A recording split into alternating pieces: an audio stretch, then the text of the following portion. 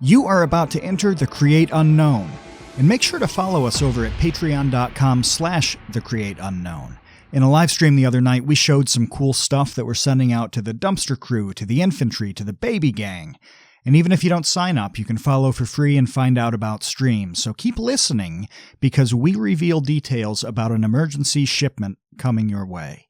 And remember that 100% of Patreon goes to producing this show and right back into the TCU community. Except for what Kevin needs to spend on diapers. His Walmart was out of toilet paper this week, so he's been wearing pull-ups for 7, 8, 9 days. I guess you could say that he's a big boy now. Patreon.com/thecreateunknown. Links in the description. Of course it seemed like it was perfect writing, because that's exactly how I would have written it. I agreed with all the points because they were my own. And I had...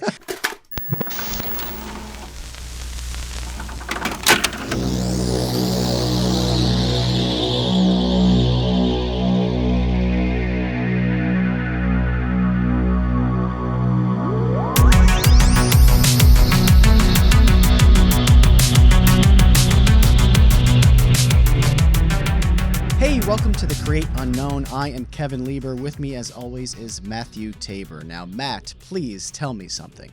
First, I need to know that you're going to be okay with this, because I did this research on Vsauce time. I think it's so good, though, that you're not even going to be mad. Oh, okay, so this is kind of like a fringe benefit of Vsauce research spilling into TCU. Tell me something. It is, and we've talked about interesting tidbits and this and that, but we haven't really done anything groundbreaking, have we? It's just been, here's a cool thing that I read at some point, but we have something to tell the world now. Oh, we have something new, a connection that nobody has made before, and we're going to debut it. All right, world exclusive. Here we go. Let it rip. We found in the animal kingdom, the origin of the simp and the coomer. What? When you started that sentence, I didn't think it was going to end that way. When I started that whole line of inquiry, I didn't think I was going to wind up where I did. But it occurred to me as I was reading through this research, there's actually like simping before humans. And in 2005, 3 researchers at Duke did a study with male rhesus macaques, the little monkey things. Mm-hmm. And they had a system of offering them juice to see if they would view how much juice they would pay to view the hindquarters of female monkeys. Okay. Who did this study? Robert Diener, Amit Kara, and Michael Platt, all of Duke University at the time, Medical Center at the time. It was 15 years ago. So who knows what they've moved on to since, but that's what they were doing in 2005. But the findings were that the male monkeys effectively paid juice to view those pictures of the female monkeys or other high-ranking in the monkey social circle, high-ranking monkeys' faces. Does this sound like anything to you that's been a topic of discussion on the internet recently? Yeah, it's basically monkey OnlyFans, essentially. It is exactly monkey OnlyFans. So yeah, when there's a perceived value in a thing, so whether it was the female value or like respect, I'm supporting this respected monkey, whatever, they were okay with foregoing juice to make that happen. But when it was the opposite, a less attractive prospect, they required more of a payment in juice to see them. So if you're like a little monkey uggo, the male monkeys needed to pretty much be bribed into looking. But I'm reading this and I'm like, oh my God, this is the like genetic origins of simping and OnlyFans. And also like free markets, like free market enterprise and, entrepreneurship starts with juice and hindquarters. That's right. It was just the hindquarters and some faces. But it's a thing, and it's been a thing since before humans, apparently. I mean, nobody ran a monkey juice bar, as far as I know, like a million years ago. There was no like Planet of the Apes, bar, strip club where Juice was being paid to see female monkeys. What a sentence.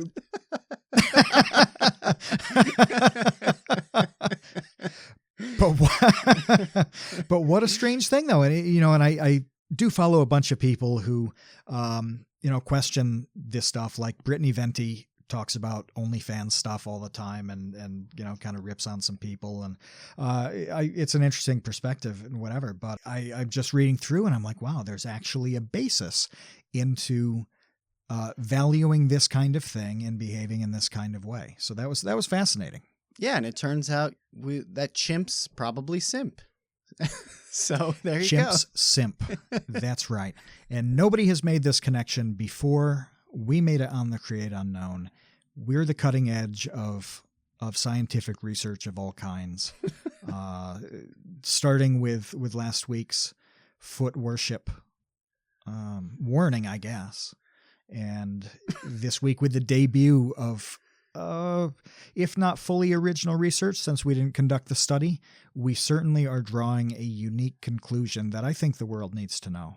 Yeah, and it only took, 15 years for somebody to surface this study and make that connection. But hey, better late than never.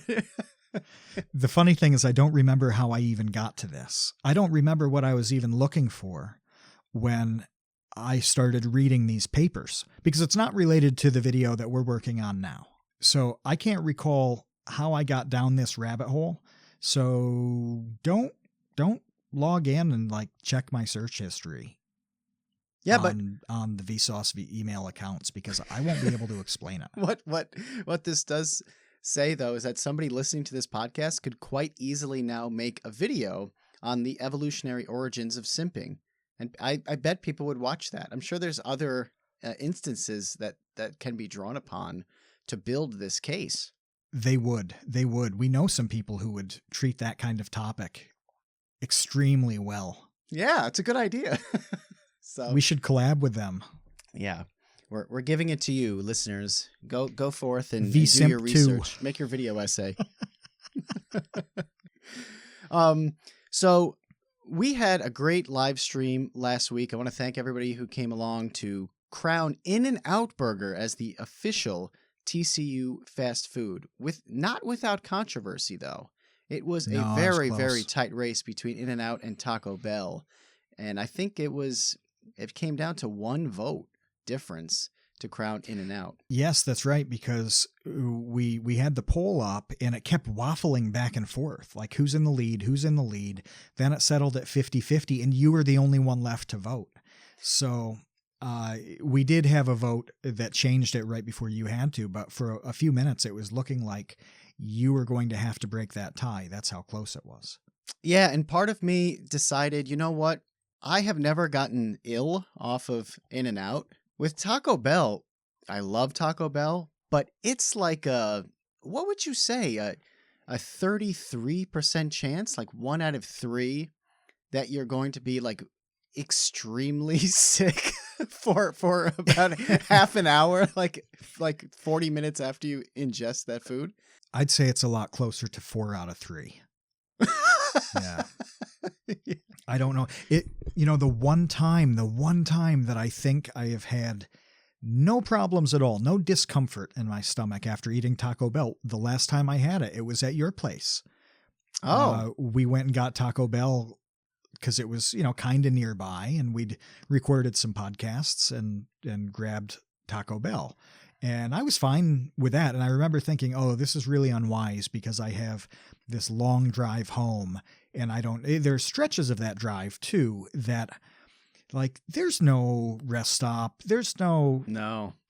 way to deal with a pressing problem. No. And it was going to be like 2 a.m. and I'm thinking, well, this Taco Bell tastes really good now, but there's a chance that I'm like on the side of the interstate at 2 a.m. just, like wondering if I have a change of pants in my car. But I rolled those dice and it worked out okay. So I did have a good experience there, but most of the time, I'd say at the least, I feel pretty bad physically. Yeah, but now I'm kind of rethinking my logic on this, because if it's so apparent that there's a high risk of getting ill and we still keep eating it, maybe that's actually a notch in like the pros category, because that really powerful. says something. Yes, it does. Yeah. And I think that's a valid way to look at it too.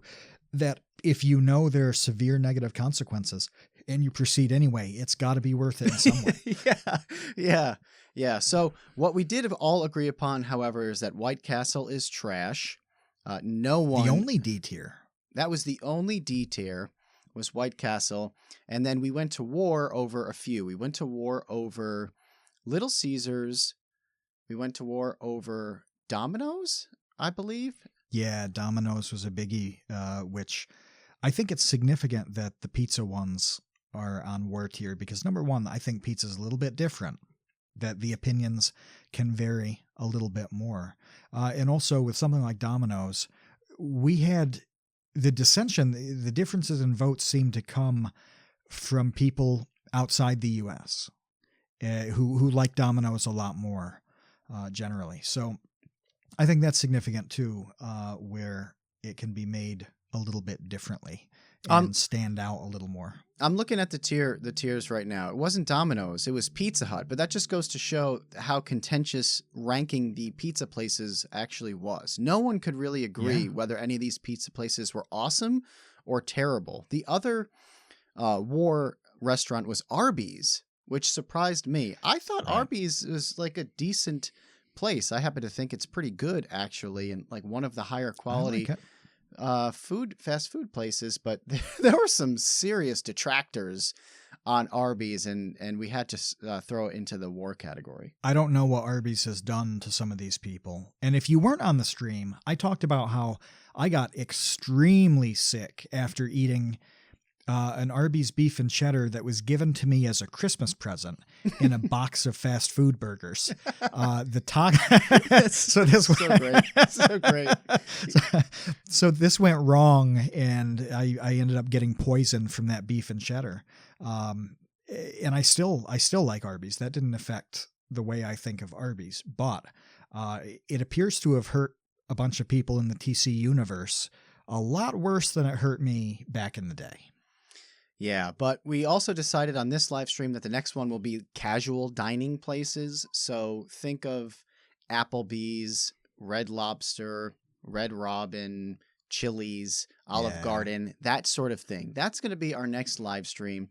If you want to find out when that's going to happen, follow us on Twitter, hop in the Discord, follow us on Patreon because we always announce it there.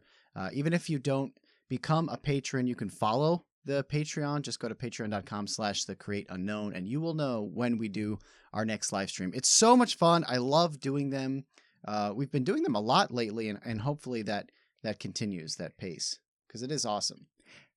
I think Conrad may have made the alternatives to toilet paper tier list. That's one that I want to do too, because I think that's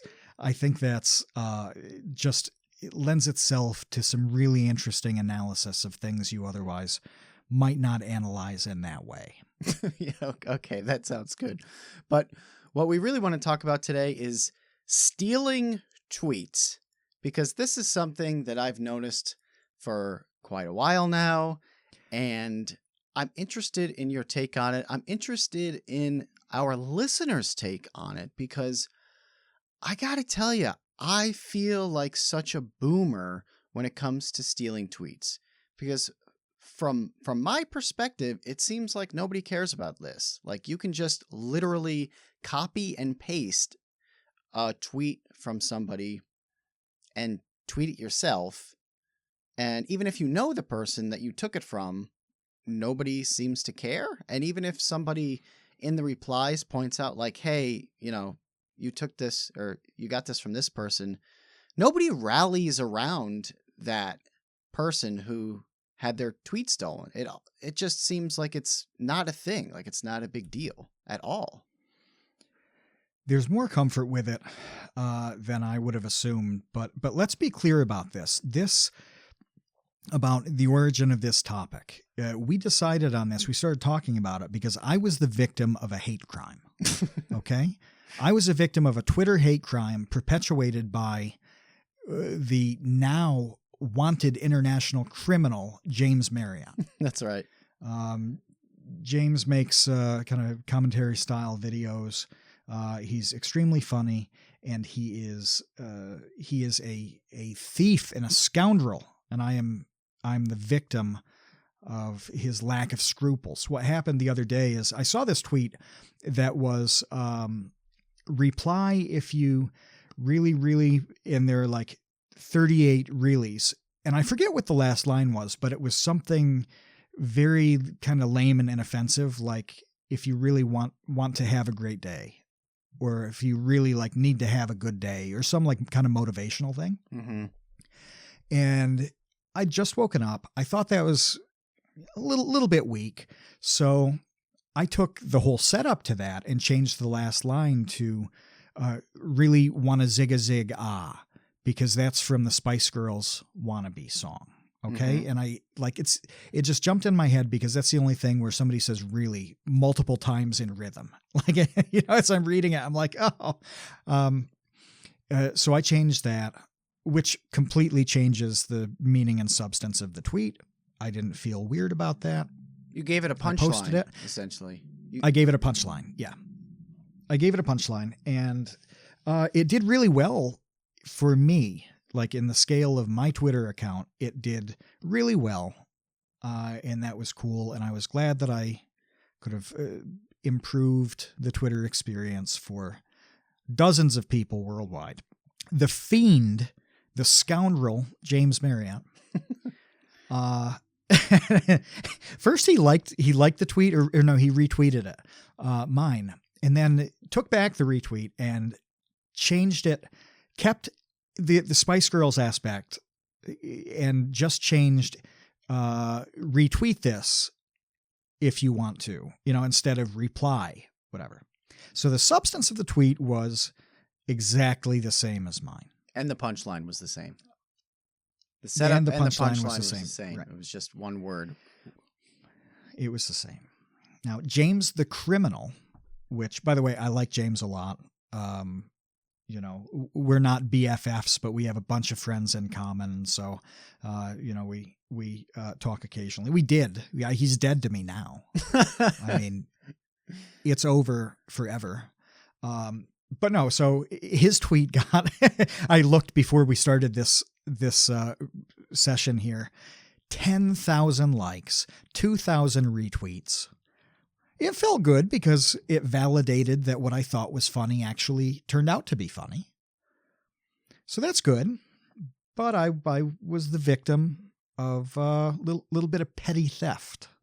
But it goes back to that theme that you're talking about, that how do you do this? And when this happened, you and I were talking, and it evolved into this general conversation about how original can you even be, even if you try to avoid stuff like that?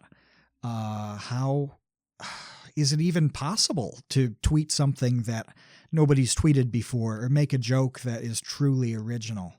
And it really has a lot of pathways that go into all kinds of art and creativity and everything else. So I thought it was cool. Yeah, and the way that I've been thinking about it the past few days is there's actually this weird gray area between memes and jokes where, like, for instance, if a thing is a meme, then everybody's trying to make a joke surrounding that meme. It's kind of like a variations on a theme scenario.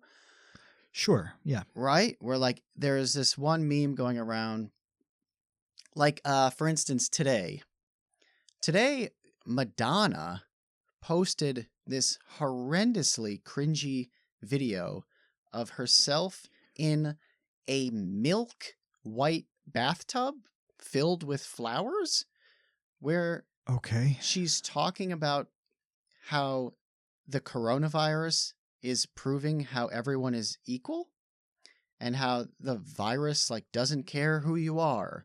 You know, it doesn't matter if you're rich or you're poor or you're this or you're that. Like the coronavirus doesn't care. It affects us all equally because we're all equal.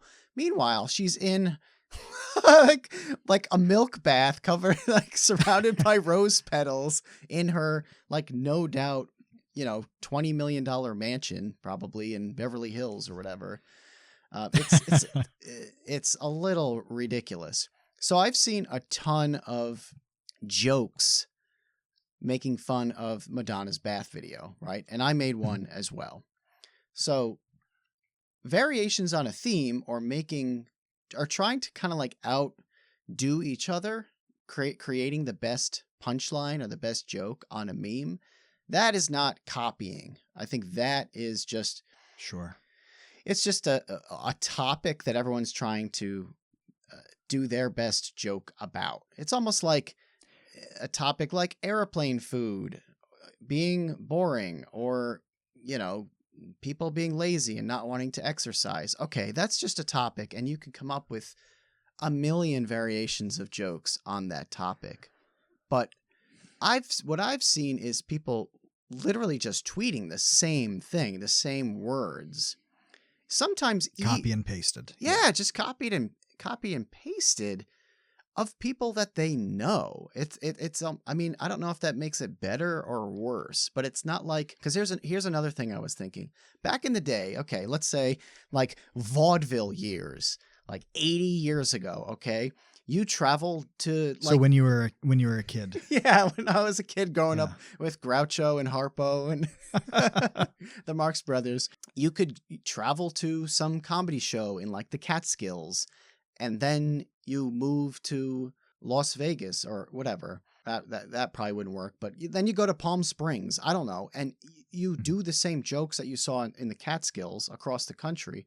Well, that's a different era and a different time. And like, who's going to know? Like, maybe those people, if it's a great joke, they never would have heard it otherwise, because no, how could they, right? Like, it's just a different, how could they know? It's a different world.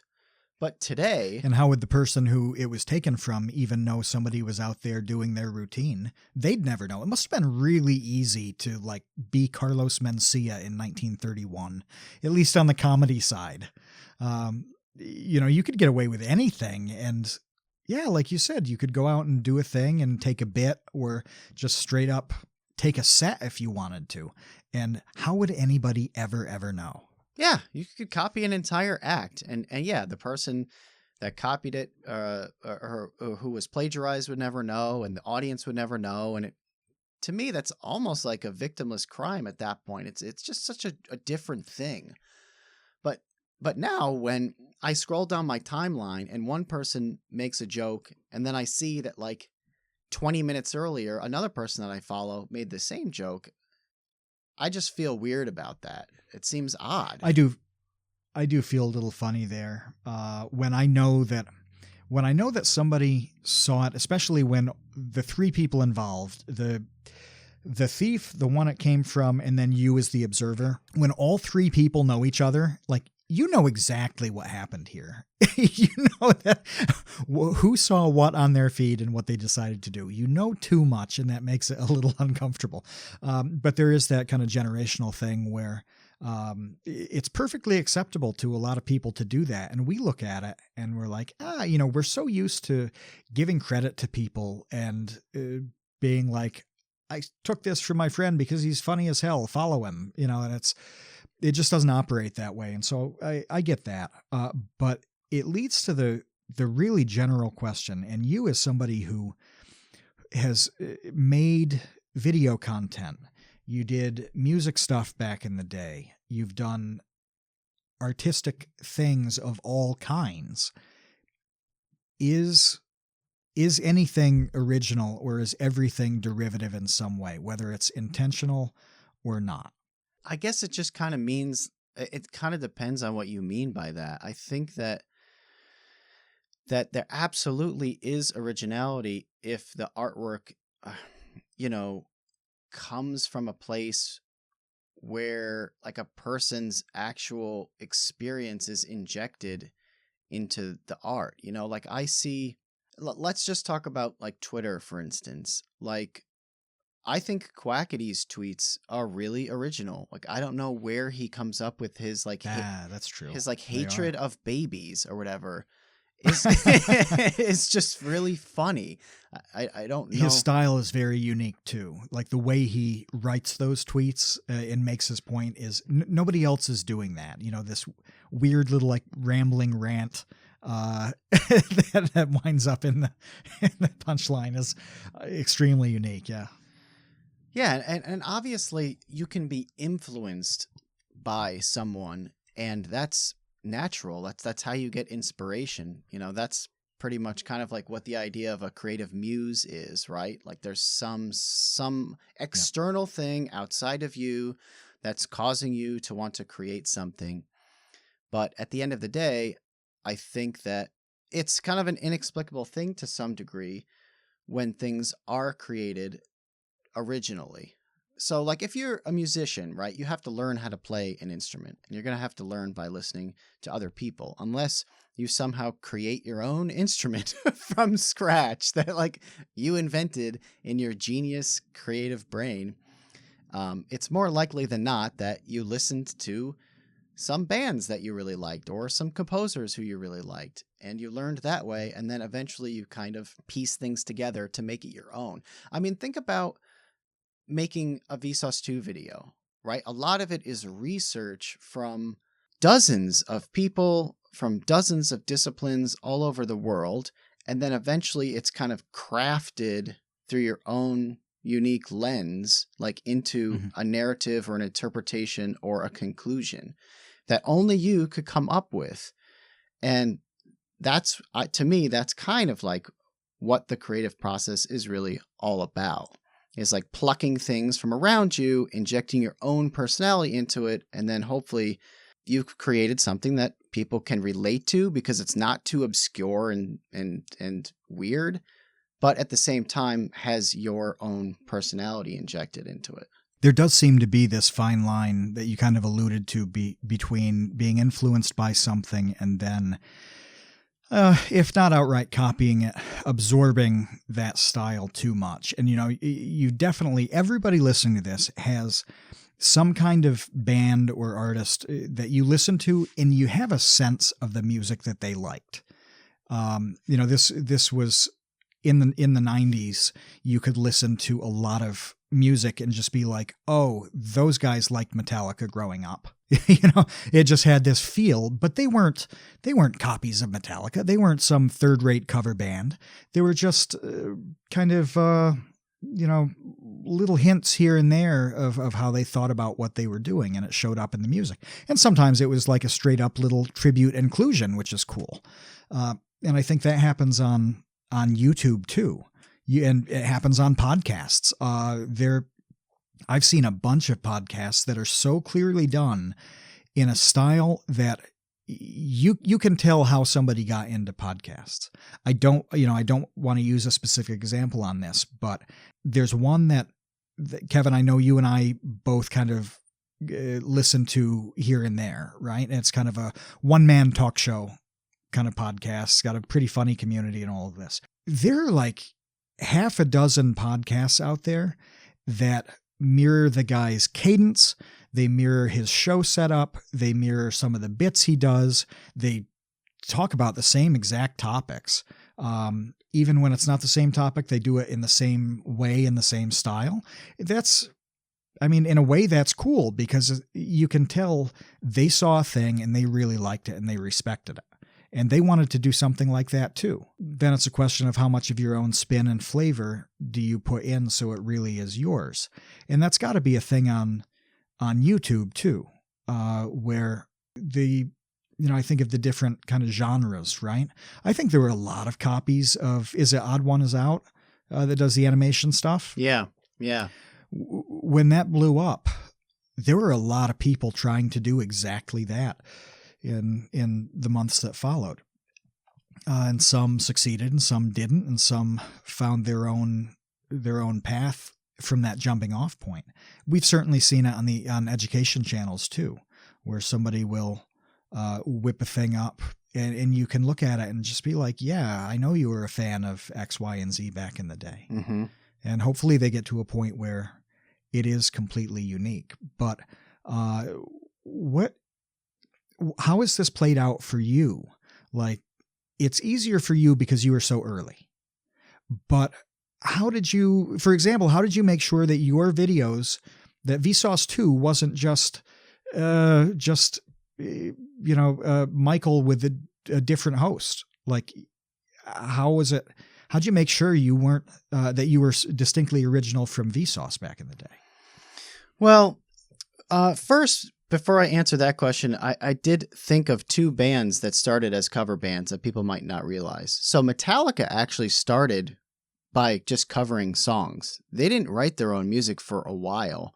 I saw this interview recently where Lars was talking about how he would go to Europe, find all of these kind of older, like folk kind of songs, and then they'd go back to LA and just play them. And nobody in LA knew these songs, so they thought they were their songs, and they weren't. And then eventually they started writing their own songs, obviously. And also, Godsmack was an Alice in Chains cover band. I didn't know that. Yeah, so the Godsmack symbol, Godsmack is an Alice in Chains song. That's where they got that name. And their logo comes from Alice in Chains. And then eventually Godsmack started writing their own songs. They got, really, really popular for a while, and they did their own thing. But those are two examples of bands that, I'm sure a million bands have similar stories, but those are the ones that popped when we started talking about that. And as far as Vsauce is concerned, I think that that's kind of a good example, or like a clear illustration that I hope that our listeners can understand, like what I'm trying to say as far as taking something that might be similar and injecting your own personality into it. There's no way for me to do a topic the way that Michael does. Like, we're just not the same person. And I don't think that there's a way for him to do a topic the way that I would. There are a lot of things about the way that we work and the way that we think that are just different enough. They're similar enough in the fact that we both have pretty strange senses of humor. I think that was like the thing that really, that we connected on first. Like, that's how we met, is he really liked my Jerry Bloop weird videos of like eating eggs off the floor. Like, he thought that was really funny. Which is, which was rare then. Not that many people thought that was funny, but Michael did. And, he's still like that, obviously. He's pulling like donuts out of the toilet to start his most recent Vsauce video. He still has an odd sense of humor like that. But other than that, I think that I just like to do more stuff that's like a little on the sillier side, a little bit less obsessive, I think, than Michael can get on a topic. That's part of the reason why it takes him a really long time to make a video, is as soon as he answers one question, then he asks a question about that question. And it's really hard for him. Sometimes he just doesn't stop asking more and more questions. There's a topic that I know he's been working on for over a year that I'm not going to tell anybody because that wouldn't be right. But, I'm sure eventually he will make this video, but it hasn't happened yet because he's still learning about this thing and still coming up with ways of thinking about it and teaching people about it. And I just don't do that. Based on what you just described, it sounds like you didn't have to work very hard to be original. You just did it your own way. And producer Ben put together some basic stats from, there are these like state of the YouTube reports that come out annually and this and that. And so I think this came from one of those recent ones, and it says there's something like 31 million channels on YouTube. That seems accurate to me. Mm-hmm. With 16,000 of them having over 1 million subs. Wow. 3.8 million gaming channels. Wow. Tens and tens, if that, what's it say, 45,000 beauty channels. Who knows how many educational channels. Can you stand out with a completely original approach when you're talking hundreds of thousands of potential competing channels? How many are going to be extremely similar to yours? Oh, so many of them. Yeah. Yeah, so many. It's so Is hard. it something to worry about? I mean, I'm saying do you even need to worry about it? It really depends on what your goals are, Like, for me, when I was doing YouTube in the beginning, I mean, part of the people who were doing YouTube in the beginning that makes it so weird is, like, why were we doing that? It was really weird. Like, today, you understand why people make YouTube videos. They do it for clout. They do it for money. They do it because it's a career now.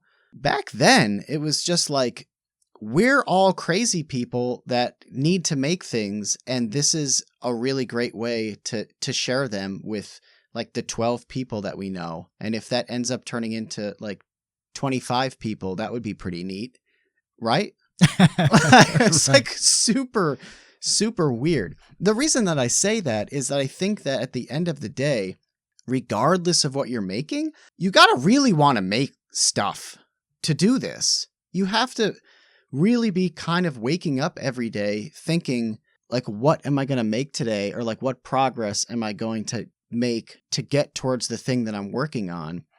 Or else it doesn't matter whether you're a commentary channel or you're doing nail tutorials or cosplay tutorials or educational videos. Who cares what your thumbnail looks like if you hate that process? Unless you really need that process, it starts there. And then afterwards, I think it's just kind of like a never-ending iterative journey of, what am I passionate about making and what do people respond to? When you were talking about Michael, I was thinking about how he approaches videos. I was thinking about a couple instances where you've covered literally the same thing, the same concept, the same topic, and the results are completely different things. The most recent example is probably the Monty Hall problem. You'd mentioned it in the past with the What is a Paradox video.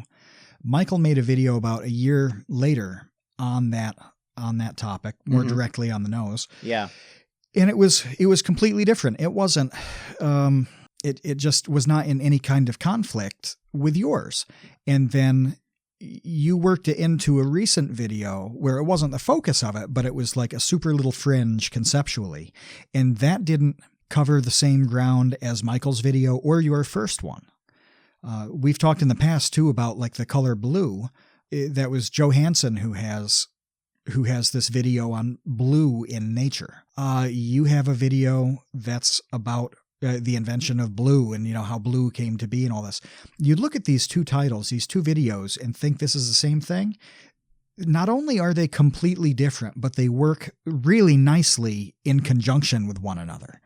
Like, it's great to catch them both and get two different sets of information. This happens all the time where there's a topic that's conceptually, not basic, but conceptually common in something like science or math. We'll look at something and, Numberphile did a video on it 5 years ago. Or, this guy did a thing, or this girl did an exhaustive thing. Well, I don't think it matters. I don't think it matters at all because there just hasn't been a point that I can think of where you have had to kill a video idea because it was that similar to what anybody else has done. There's always a way to take this thing that somebody has done some work on and take it in a completely new direction, do it with a new personality. And it's not even an interpretation of the song. It's not just like a cover in your style. It's really a completely different thing. Yeah, it is. It's like, wow, you're using the same chords, but so what?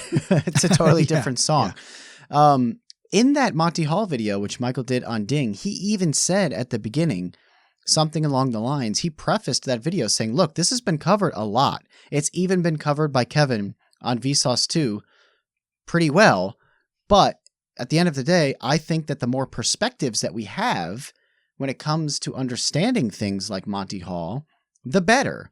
And I agree with that. There was the 3 prisoners problem, which was in the most recent Vsauce 2 video. There were a bunch of comments from people saying, oh, so Vsauce is just recycling ideas now? Because Michael had mentioned the 3 prisoners problem in a video from like 8 years ago or something, which quite honestly, I had forgotten about. You know, I've made a lot of videos. I didn't remember that either. Michael's made a lot of videos. I don't remember every single thing that's been in these like hours and hours and hours of content over the last, 9 years. But so I went back to watch his explanation of it, and it's completely different. So it's like, while on one hand, I understand and I sympathize, like, hey, we've already heard this. On the other hand, it's like, well, you haven't heard it this way. And hopefully somebody else will do it another way that maybe explains it even better than I have. And all of that, I think, goes back to what we talked about sort of at the beginning of this discussion of variations on a theme, which, again, I want to separate from plagiarism and actual just outright copying. You mentioned Carlos Mencia. So for everyone listening who's not a boomer and doesn't know who Carlos Mencia is, that was a long time ago, wasn't it? It was now. Now that I'm thinking of it. Yeah, it was a while ago, man. So that was when Joe Rogan wasn't even a podcast host. When no one knew Joe Rogan because of his podcast. Yeah, the only reason you know Joe Rogan was because of like Fear Factor or News Radio. Right. So whereas Kevin was a fan of Just Shoot Me. Where Joe Rogan, didn't he have a bit part on that show? It was an old like sitcom with David Spade. News Radio he was on. He wasn't on News Radio? I don't think he was on Just Shoot Me? I don't think he was on Just Shoot Me. Brian Posehn was on Just Shoot Me. Oh, God. Well, it was a long time ago. Yeah, News Radio. Yeah, you're right. Oh, that sucks. So I totally bonked that up. Get your 90s sitcoms right, man. So back in the day, I don't remember when this was. What is this? Early 2000s, I would say. Carlos Mencia was kind of notorious, I guess, within the stand-up scene for stealing jokes. And that's a big no-no within the stand-up comedy scene. Like, you're not supposed to steal jokes. Because people work really hard. They'll spend literally years working crappy clubs all over the country, night after night, crafting these jokes. So then for somebody to just come along and rip it off really kind of sucks. So Joe Rogan was the person who decided to take it upon himself to put Carlos Mencia on blast. And I think that he confronted him at a comedy club. Did he go up on stage and like grab a mic and like call him out for being a joke thief? Yeah, and that was pretty controversial because there's complaining about somebody writing at the time, he could have put up a little video somewhere, like written a blog post or something like that. But no, he just ran up on stage. It was like, dude, you're stealing material. You're the worst comic alive. You're a terrible person. And that was on video too. Yeah. And so that really kind of went viral, but it opened the debate on who does this, how many people do it. And through the years, this keeps coming up. Amy Schumer got in a bit of trouble for this a couple of years ago. And there it's really tough because she's got a room of people writing these jokes for her TV show at the time. Did those people hear a funny thing and it stuck in their head and eventually they think it's their idea, which I do that kind of thing all the time. Everyone does. I hear something. Everyone does. It's sort of like stealing in good faith. You truly do not realize it. Yeah. Is that what happened there? Or did somebody did somebody really copy these jokes? And then what role does Amy Schumer have? How is she supposed to know if something has appeared somewhere else before? Like, you'd have to have this bizarre, exhaustive knowledge to be able to identify that one of your writers did it. Or did she say, go find the funniest things you can and we'll change a couple words? Mm-hmm. So the teacher doesn't notice our homework is different. It could be anything in between those two options. But that call out on stealing really started with Joe Rogan with the Mencia thing. And Carlos Mencia has not had a whole lot of a career since, has he? Not really. And you know what? You mentioned like going down to comedy clubs and surfacing stuff. I heard that they did that for Seinfeld. I don't remember which bit it was. It might have been the episode where they're eating just like the muffin tops and they're like throwing out the muffin stumps. I don't know. Yeah, I don't know if you remember this episode. Muffin stump. Yeah, but they're like creating this new business that sells only the muffin top because that's the good part. And like nobody likes the stump. And then of course Kramer ends up like on a city bus with like a Santa Claus bag full of muffin stumps he doesn't know how to get rid of. You know, whatever. It just escalates from there. But I think that was one of the bits that like one of the Seinfeld writers went to like the Comedy Cellar and heard somebody come up with this. And then, you know, they turned it into like a plot line in the episode. So I don't know. Well, we've had this where we've talked about a thing and a year later, one of us will bring that idea back up as if it was our own. And you know, it's like, what are you making a joke here? Or do you sincerely believe this thing was your idea? Like, dude, we never have a problem with it because this happens so often, but there have been a lot of things that you have dropped out there. I have internalized them to the point where I think I'm a genius when I pull them back out. Like, oh, he's going to love this. I need to. And I actually did this once. I can't believe I just remembered this now. Back when Google Reader had the RSS feeds, if you're a toddler here listening to this show, you won't remember this, but back when blogs were super popular, you'd subscribe with RSS and read it in a feed, and sometimes there would be it would go in continuity with time, but I'm scrolling through, and at that time part of my job was tracking the feeds of like 500 websites. So I would zip through hundreds of articles a day and see what was new and interesting. Well, I started reading this article and I'm like, oh, this one is good. And every single point in it I agreed with. It was fantastic. It was one of the best things that I'd ever read. And just literally point by point, sentence by sentence, it was just accurate. 100% beautiful. The writing was amazing. It jumped out at me. And then I looked to see who wrote it. And it was me. On this one site, the RSS feed had reset and had been serving articles from like 2 years ago. And it had been long enough that I'd completely forgotten that I'd written it. Of course, it seemed like it was perfect writing because that's exactly how I would have written it. I agreed with all the points because they were my own.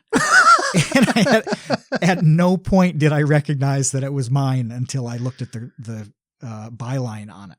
But that's how powerful it is that those things can fall out of your mind. Things can jump in them and become your own. And you get this very weird result, even though you don't mean to at all. So to me, from all the things you're describing, whether it's a meme thing or a variation on a tweet or a video, it depends on the feeling I get out of it, whether somebody's trying to lift something and just, I can't even think of the word, but like it usually is pretty clear whether somebody's intent was malicious or there's like a good faith thing, whether it's a tribute or whatever, and it, like whether this is good or bad kind of depends on the feel that you get from that. Yeah, I did want to mention that speaking of having ideas and thinking that your own, there was a moment, and he still brings this up and teases me about it, a few years ago where Jake was having a meeting about a book, about like writing a children's book, right? And you told me about this. You told me this. Yeah. And I don't want to get into it too much because I don't want to talk about what my book's about.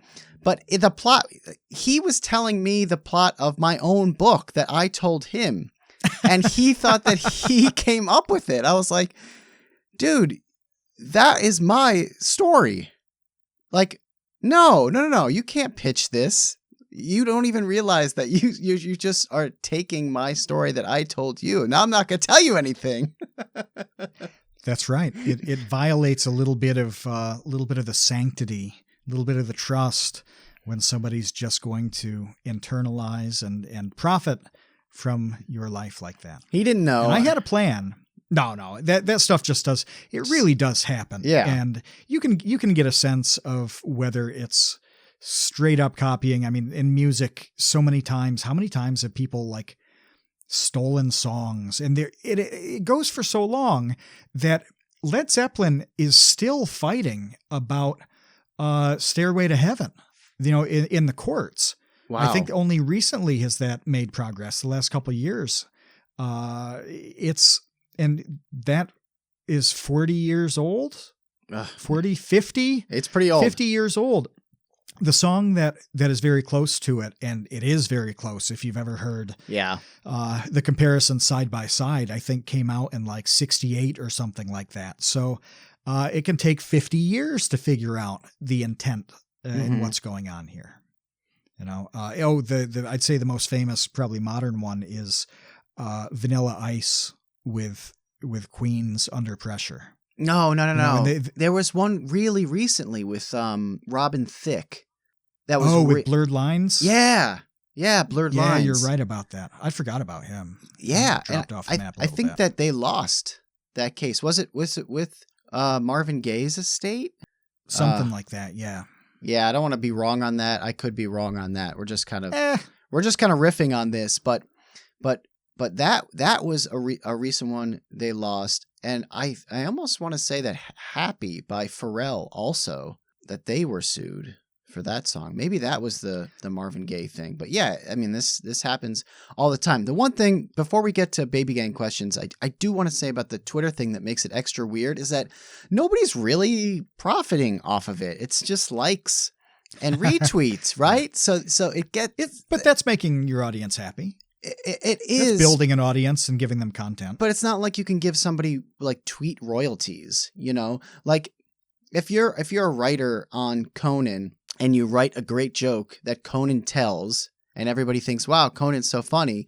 And then the writer's like in the back being like, well, maybe I'm the one who's actually funny. That was my joke, right? But that guy's getting paid by Conan, right? To write those jokes. Yeah. Nobody's getting paid on Twitter to do anything. So it gets like extra kind of strange when you get like too, I guess, upset about stealing tweets. But I just find it, kind of icky to copy and paste. Well, I had a tweet rip. Just as lame. It could be. I thought I developed a plan here with James. This plan just exploded an hour ago, and I was in such great shape. I was going to, at VidCon 2020, I was going to slowly take off my glove and slap him across the face with it to challenge him to a duel to resolve this issue. And then we get the announcement that VidCon's canceled. So I have to deal with this scamp in another way, this criminal. Yeah. Okay.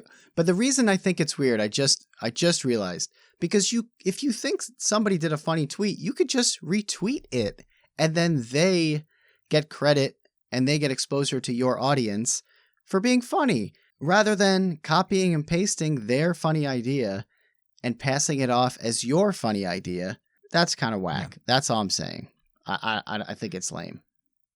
Well, some people have made Twitter careers on doing exactly this. I mean, there are accounts that are purely lifted stuff. Yeah. Whether it's finding jokes on Reddit, if it's not just finding other tweets, there are a lot of like repositories on the internet where you can just mine short snippets of really funny stuff. Yeah. Pictures as well, and captions to different things, just little tiny things, and nobody will find out. And if you compile those, if you aggregate them, then you can have a really useful account. And I follow some of those accounts because it's like a one-stop shop for funny things to me. Mm-hmm. So like, I don't know, it's sort of like the equivalent of going to a pawn shop and you're like, oh, everything I'm buying here at this really shady pawn shop, these are all definitely stolen goods, but I'm okay with that because I'm paying like 60% less. It's probably not ethical for me to follow, but hey, it's useful. Yes, it's useful, and you're part of the problem. All right, let's get into some of our baby gang questions. And also Dumpster Crew. We opened it up to the Dumpster Crew this week because we want to hear from you as well. That's right. Since we're talking about originality and creativity and stuff like this, Andre, he makes incredible art. If you pop in the Discord, his stuff is Created in the Unknown. He streams sometimes. He's awesome. I'm one of his patrons on Patreon because I think he does such great work, and I really hope to see a lot more of it. He says, is your creative time during the morning, afternoon, or night? When does inspiration usually hit? Do you have an answer for that? Yeah, it's definitely morning. I'm way more focused in the morning than I am as the day goes on. I think part of that has to do with it's quieter for me in general in the morning. It's very, very quiet in the morning. There aren't a lot of emails coming in. There aren't a lot of text messages or Facebook messages or anything coming in because a lot of the people that I work with are on the West Coast. So the morning time is quiet. There's no distraction. And that's, to me, the recipe for creativity. Once the distractions start rolling in, it's really hard to be creative because just tiny disruptions into focusing, for me, can really throw me off. Like if sometimes just like having a phone call can throw me off for the rest of the day. I know that sounds ridiculous, but it's absolutely true.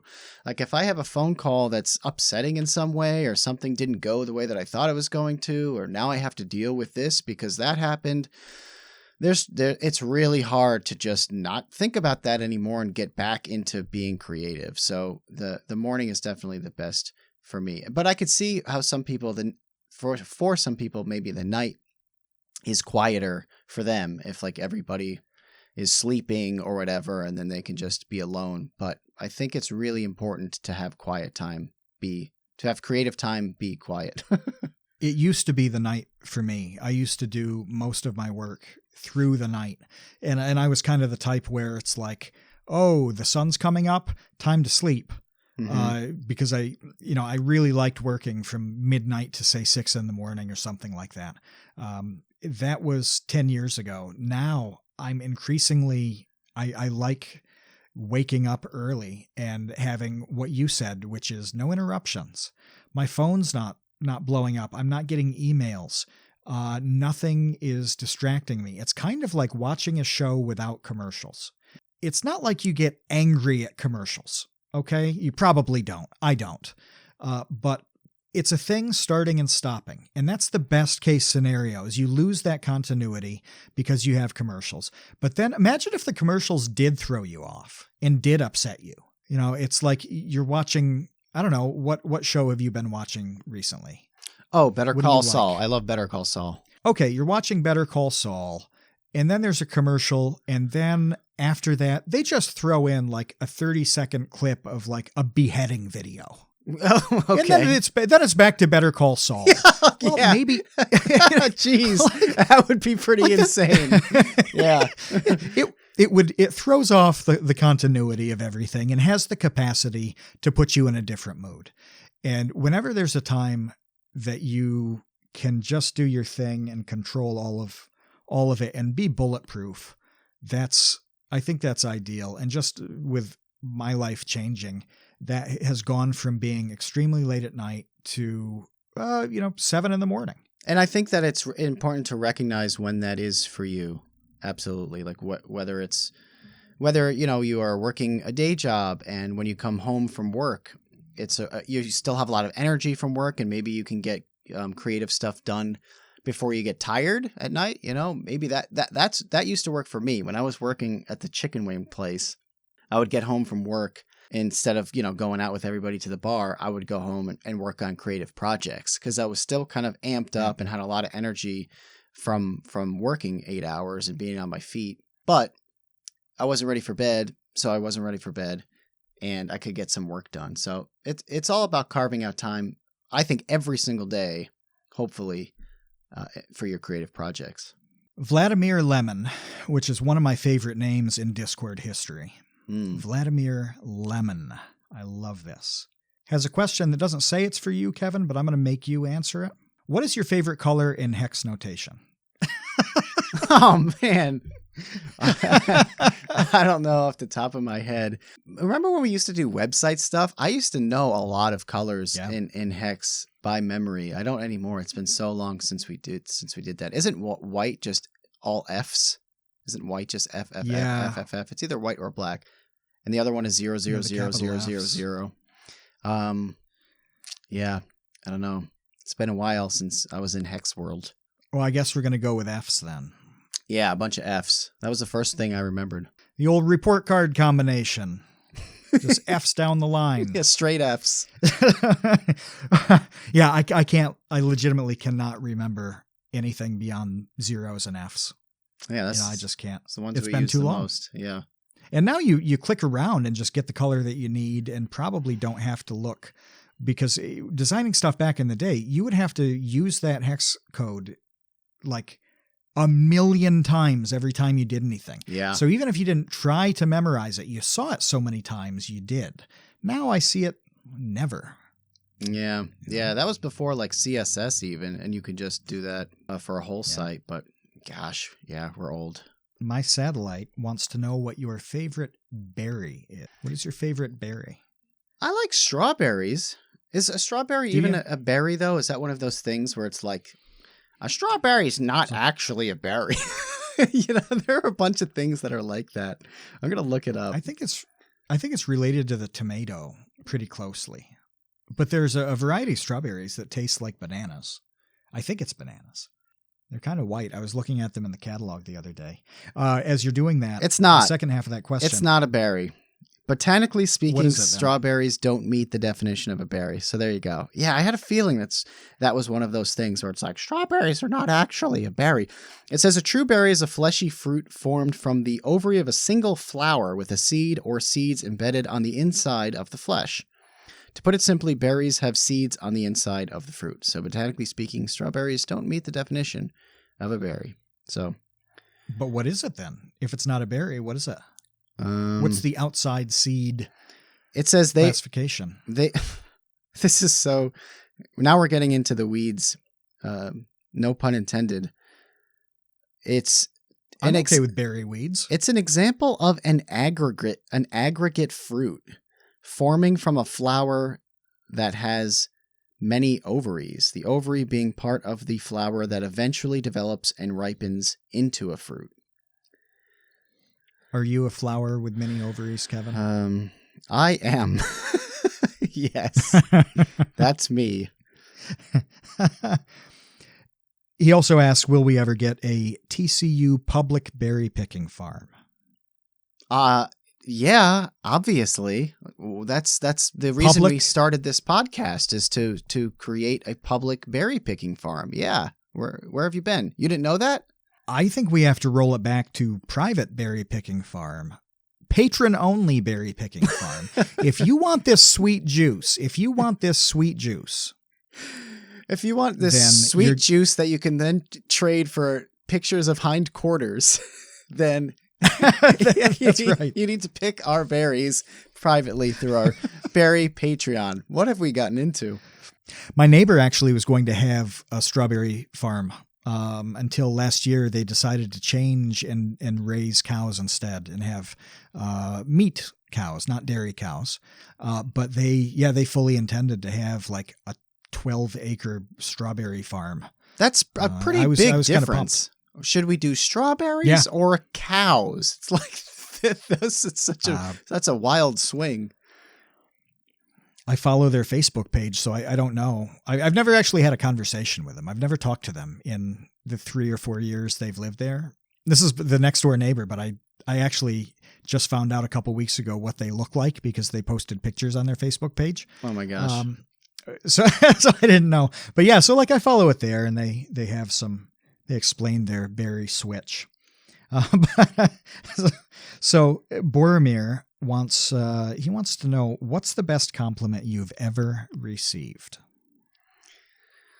Well, I guess it was recently, not recently now, when I did my TEDx talk. My parents, obviously, they watched it because it was streaming. And, the next day I was talking to them about it, and my dad, who, builds guitars and has built guitars his whole life and is a master luthier and has built guitars for a number of extremely legendary guitar players like Jerry Garcia. He said that the talk that I did was better than any guitar he could ever build. Wow.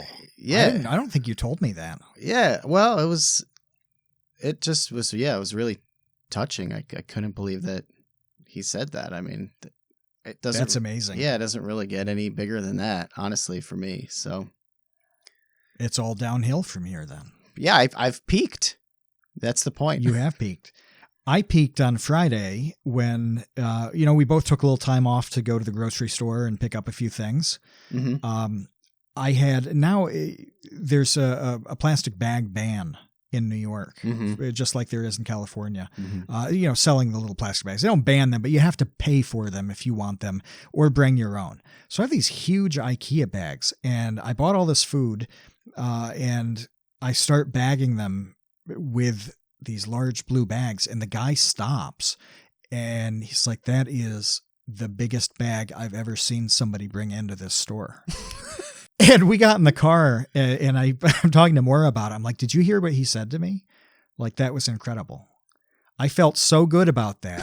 Like, if I stripped naked and some woman was like, oh, that's the biggest one I've ever seen, it would not mean as much to me as the guy at the grocery store telling me that I came in prepared with the largest grocery bag he'd ever seen. That's top 5 for me. Yeah. You can die happy now knowing that. So it's downhill for both of us then. Yep. Jeff Davis, perpetual friend of Vsauce and the Create Unknown, wants to know what your favorite Pokemon is, Kevin. Oh, no. This is 2 episodes in a row where I'm going to be outed as not being into 2 of the most popular gaming franchises in the history of video gaming. And that's... You got to have a favorite, though. Pokemon. Even for being like a casual observer. Not really. I don't know. Pikachu, I guess. You could say Gengar and get some Silverman points. Yes, I'll get some Silverman points and say Gengar. I enjoy his obsession with that. No, I had one Pokemon game that I played for a little while and I got bored. I don't know. I like Shin Megami Tensei, which is kind of like the horror version of Pokemon where you collect kind of like demons, and I like that game series, but Pokemon, not my bag. I think Cubone is awesome because he wears a skull. He's got a skull on his own head like a helmet, and his weapon is a bone, like a leg bone. Yeah. He just runs around. I don't know what Cubone actually is as an animal, but he's got a skull helmet and a bone. Like, this is amazing. I love Cubone. That's good. But yeah, I don't know the Pokemon universe much. Favorite animated series, though. This is from James. And I was excited for you to field this. Anime or just animated series? Animated series. Does that include anime? Yeah. I mean, absolutely. Okay. Sure. I don't know the lines of division on this kind of thing. I don't think there are any, but I would say probably The Simpsons, like the years that I loved that show. I loved that show more than any other show, like up until probably 1998, maybe 99. We know about your Simpsons fallout. Gosh. Yeah, we talked about my Giving fallout up with on- that show. But prior to that Giving up fallout, on the Simpsons. man, I just devoured that show. I would come home from school and I would tape episodes on a VHS every single day. This was before DVDs and before streaming, just so like I had them on tape. I absolutely love The Simpsons. Anime, I don't know. That's too hard to pick. It would be hard enough probably for me to make a top 5. Maybe maybe we'll do that in a different episode. Don't you like JoJo Siwa's Bizarre Adventure? I've only watched the first couple of seasons of JoJo's Bizarre Adventure. I do really like it though. I haven't seen any of the newer seasons. That show's good though. It's very crazy.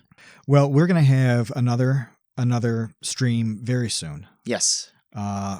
We're definitely going to do that. So jump on the Patreon, follow so you get announcements there, follow on Twitter so you see it, because we're trying to advertise in Discord for when these are, so that if you need a little notice, add it to your calendar, depending on what time it is. We want to give you that notice.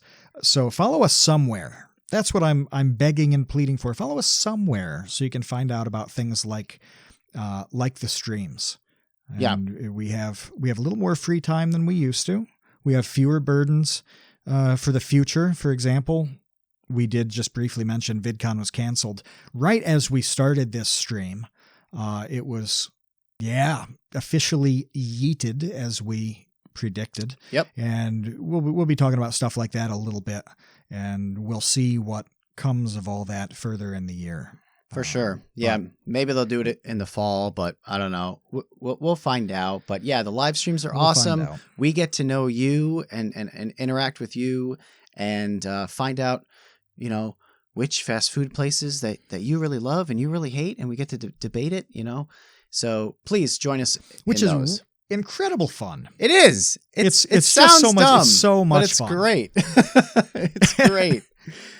So yeah, follow us everywhere. Join us in the Discord. Follow us on patreon.com/thecreateunknown so that we get to talk directly to you and you get to talk directly to us.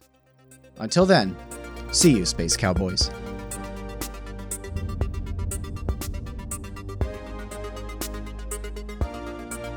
We'd like to thank everybody who we talk to every single day in the Discord, and especially the patrons who make this show happen. Thanks to our editor Marcus Allen and to associate producers Jeff Davis, Isaac Teal, Trev's Dead, James Gallagher, Speen Braithwaite, Andrew Stimpson, Keaton Sample, Jesse Robertson, Boromir Schiffers, Mansoor Chinchilla, Sean Malone, Jen Mafasanti, Kevin with an E, Menard, Monaghan, Patrick Pister, and Fraken. And also to baby wrangling super producer Ben Webster. Thanks also to Paula Lieber and the stunningly gorgeous Mo Lewitt, and to our very generous sponsor of this and every episode, Eagle Brand Sardines. We're in an apocalypse. Stock up on tiny little fish. You won't regret it. The Create Unknown is a production of Unknown Media.